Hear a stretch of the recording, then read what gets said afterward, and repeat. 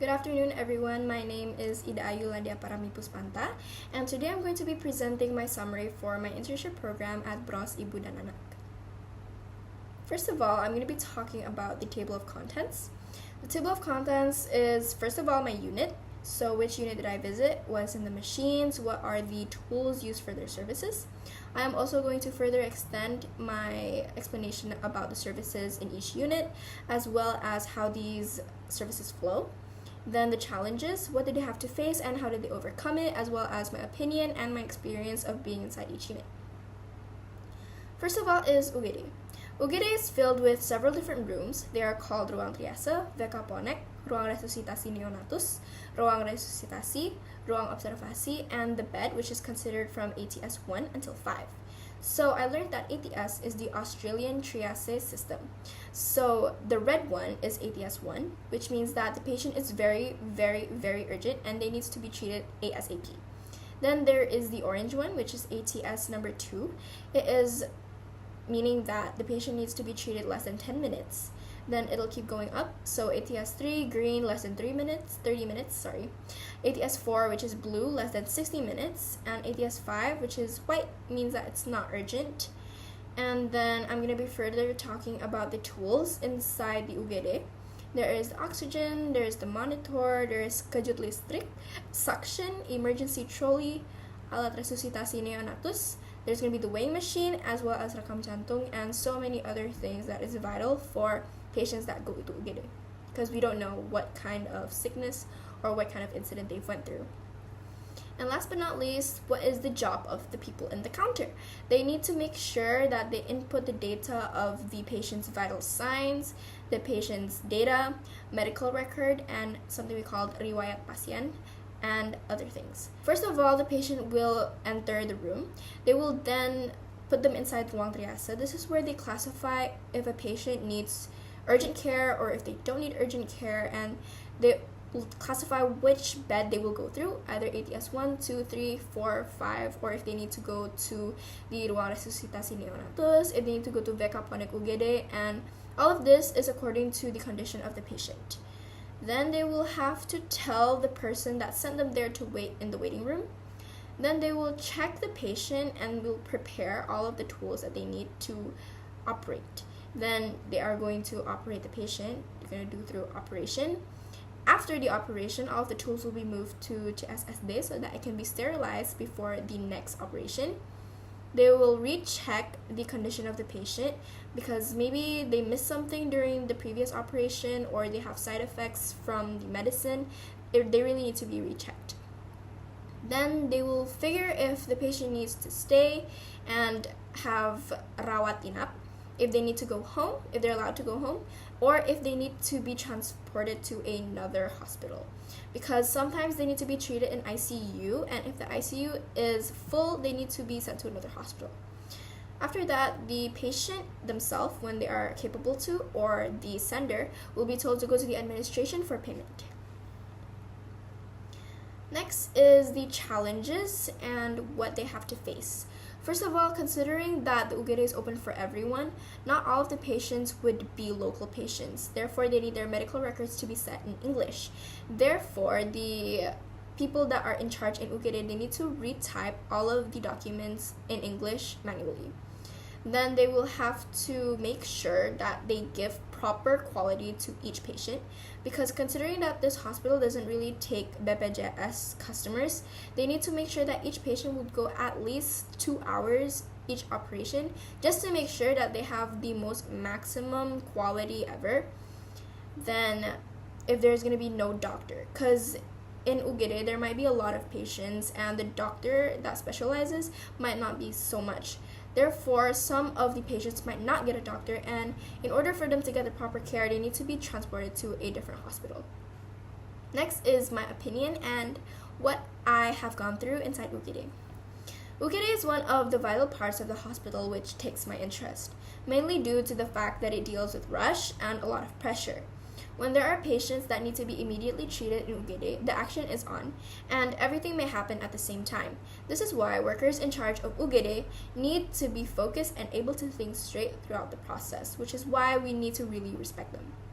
One of the problems is that some patients who may not actually have a very severe accident can also enter UGD, and it is not really a choice to reject those patients because I've seen the signs. Bros motto is we care. Therefore, they are not eligible to reject any patients even if they go to UGD with not severe symptoms. Therefore, they must still be examined, but whether or not an operation must actually be done is solely based on the condition of the patient themselves. So my experience in UGD was very educative. I learned the many parts and tools as well as their purpose. Now I have a clear vision and understanding about how it works and the flow, or what actually happens when a patient is rushed into UGD. Next is the radiology unit. So some of the machines that are used in radiology of Bros Ina is first the stationary x-ray. This is used for the patients that are capable to move to the first floor and have their radiology. Then for the patients who are in ICU, especially for babies and the patients who are not able to move, they will be going through the x-ray with the x-ray mobile because it will be moved to their room instead of them moving to the radiology room. Next is USG. This is usually for a pregnant woman to check the condition of the baby, and it is completely safe because instead of using radiation, they use high-frequency sound waves.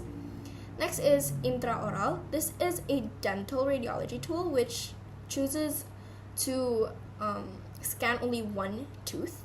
Then panoramic. Panoramic is all teeth, so the top here and the bottom. Then cephalometry, it will check for the jaw, so if the jaw goes forward or if it goes back. And later inside the photo, there will be a dot, like on this, so that the doctor can see the angle and to know whether or not they will have to use braces or not. Then there's going to be C-arm. C-arm is used inside the operation room themselves. It is different because it's like a video, it's a fluoroscopy. It has a wider range of time and it will automatically stop after 5 seconds.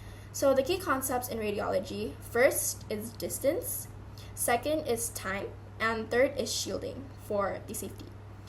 Then I've learned a little bit about the evolution of radiology. First is it starts manually.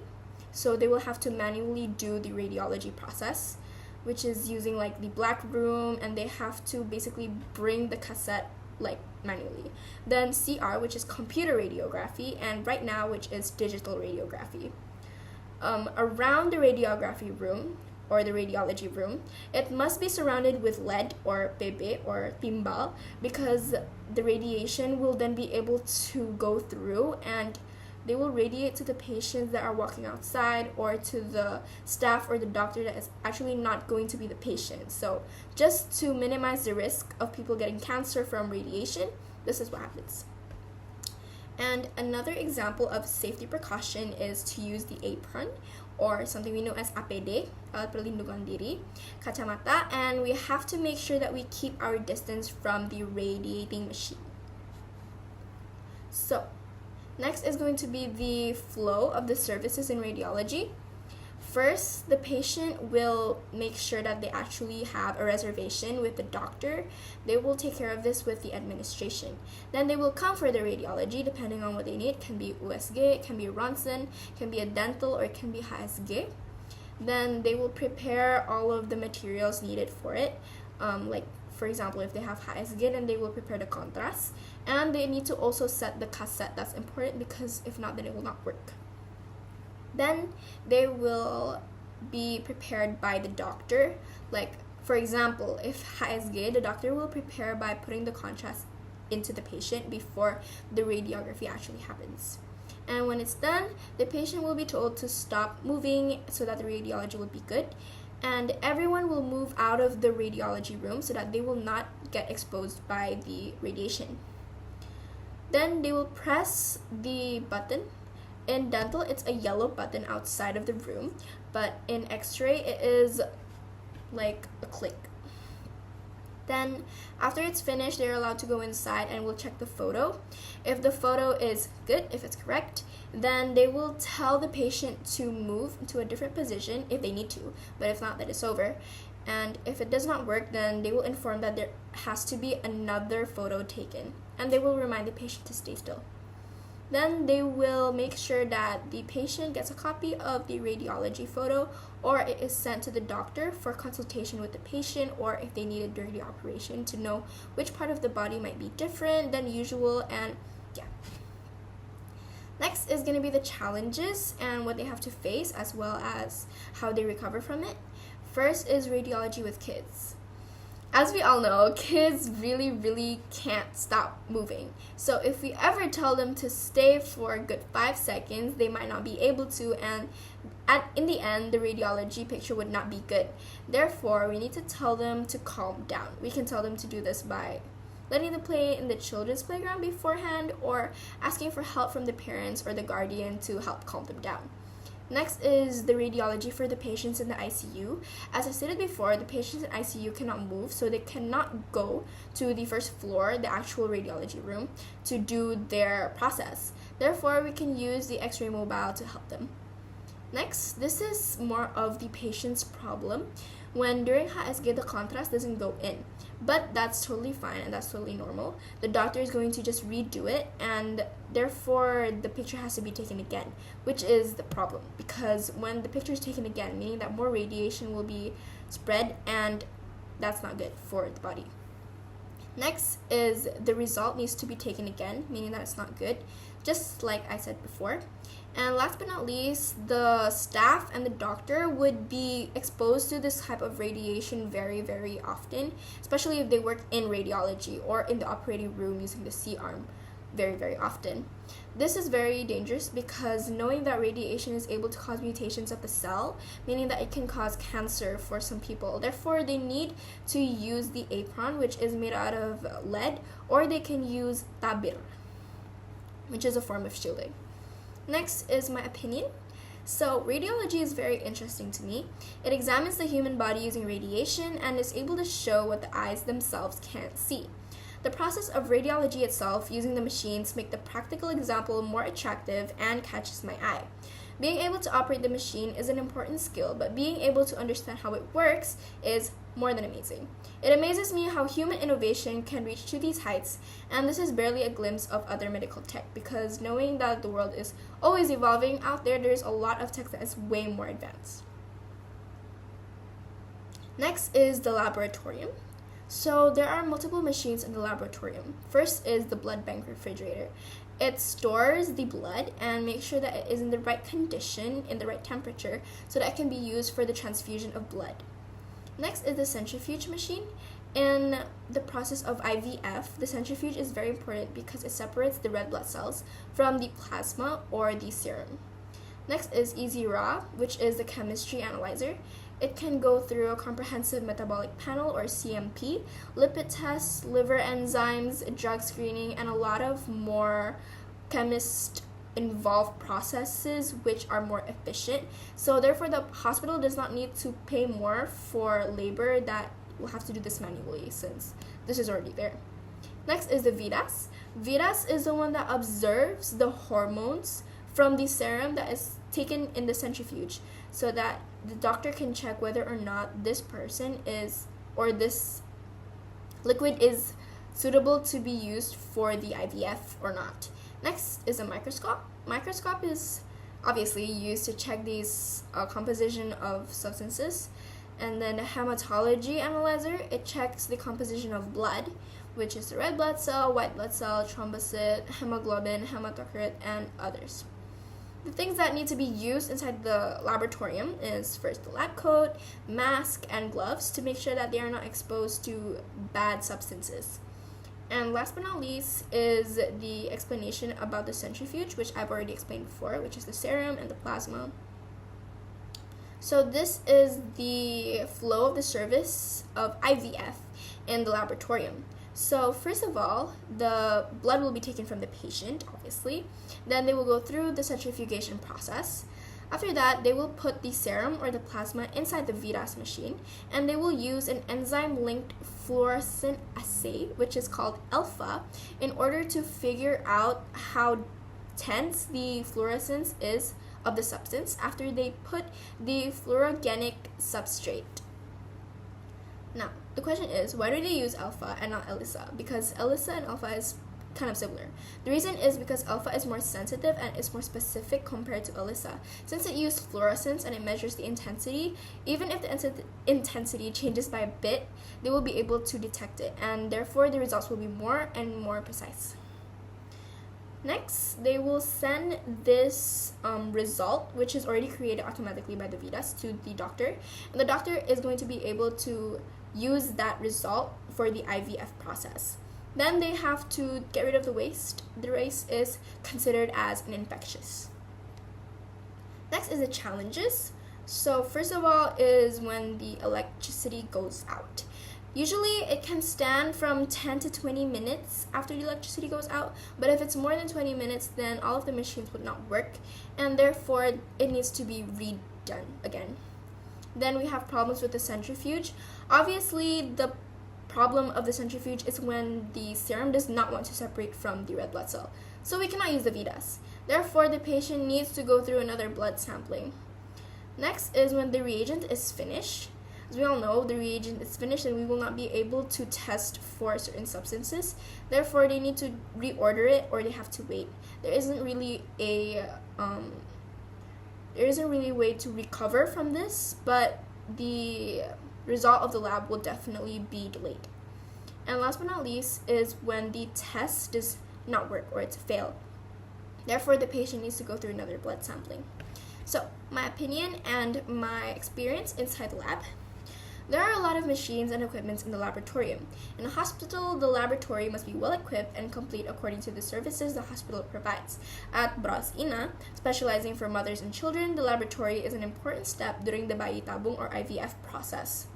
Fortunately, I was able to witness the process when they put the blood through their centrifugation process to extract the yellow serum and continued to place the serum into the VIDAS machine. That test did not succeed when I was there, since the serum or plasma was not separated from the red blood cell. So the worker had to make a call and ask if the patient was still at the hospital. Unfortunately, they've left, so the next schedule for the blood sampling has to be arranged. Being in this unit was a fun experience for me. Seeing their working conditions and environment motivates me to more active studying in chemistry and biology. Next is marketing unit. So what do they do in marketing? First of all, they create content for social media.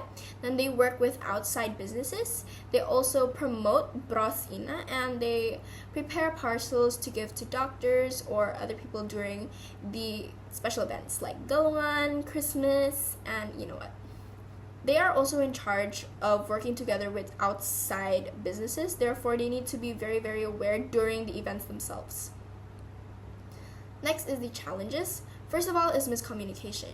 Since they are working with a third party, there may be a lot of miscommunications when they don't understand the agenda of the event or some of the details. Therefore, they need to have a briefing beforehand. Next is collaboration with Bros. They've said that because they're having a collaboration with the Bros RSUP, then they have to allocate something called SDM, which has to be done correctly. Each worker has to effectively collaborate with each other from Bros Ina and Bros so that all of these resources can be used usefully and efficiently. None of them will go to waste. So people working in marketing must be creative and open-minded.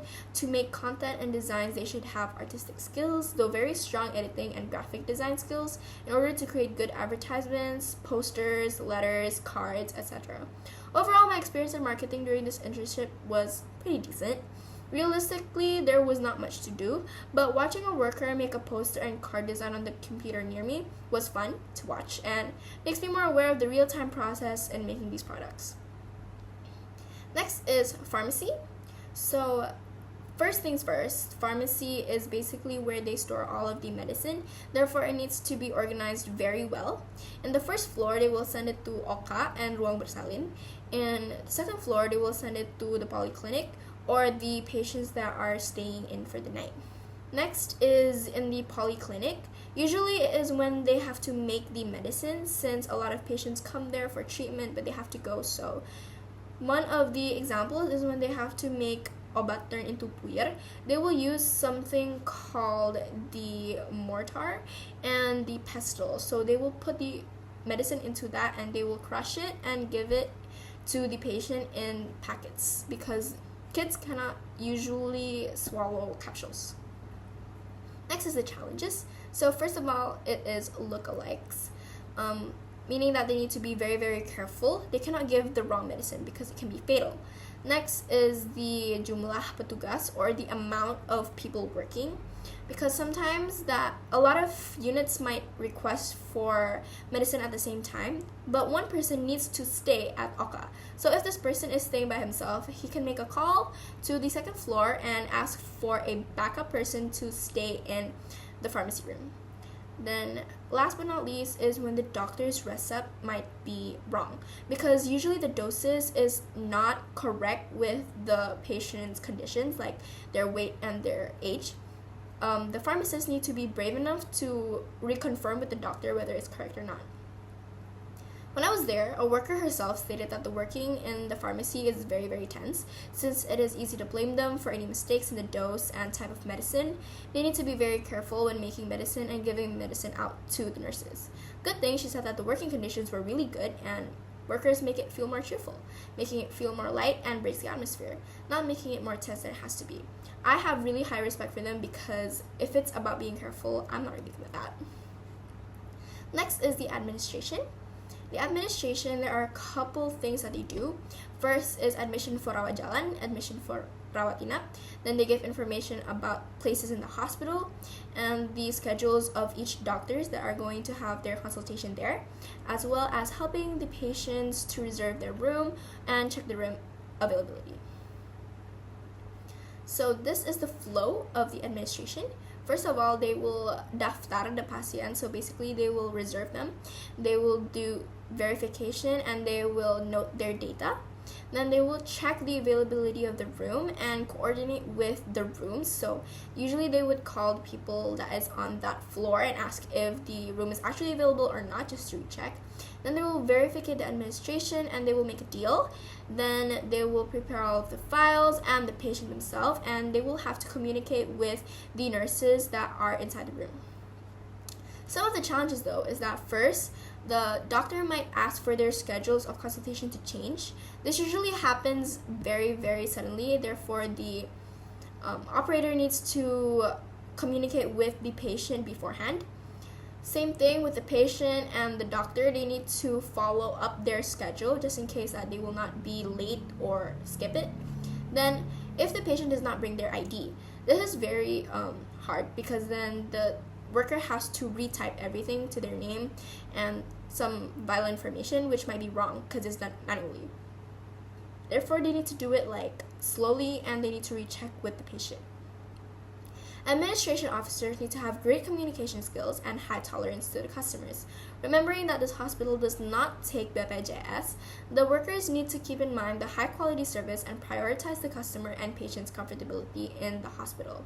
This reminds me that I still have a long way to go before my career and to improve my personal communication skills, because being in administration, there's a lot of things to do. Last but not least is NICU. So there are some tools that are used in NICU, which is neonatus intensive care unit. So it is for babies. First is the incubator, then there is the neonatal ventilator, the neonatal patient monitor, the phototherapy, the humidifier for the neonatal, the temperature control, as well as the complete set for showering these babies. So some of the services is, first, they will stabilize and resuscitate these neonates.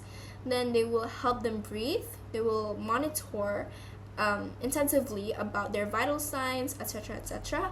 They will also provide nutrition for these babies, making sure that they are able to go through the daily tasks. These are the flow of the services in NICU. First of all, the patient will get into NICU. They might either come from ruang bersalin, they might either come from the kamar operasi, IGD, ruang perawatan bayi, or they might be transported from another hospital. Next, they will have to recheck the patient.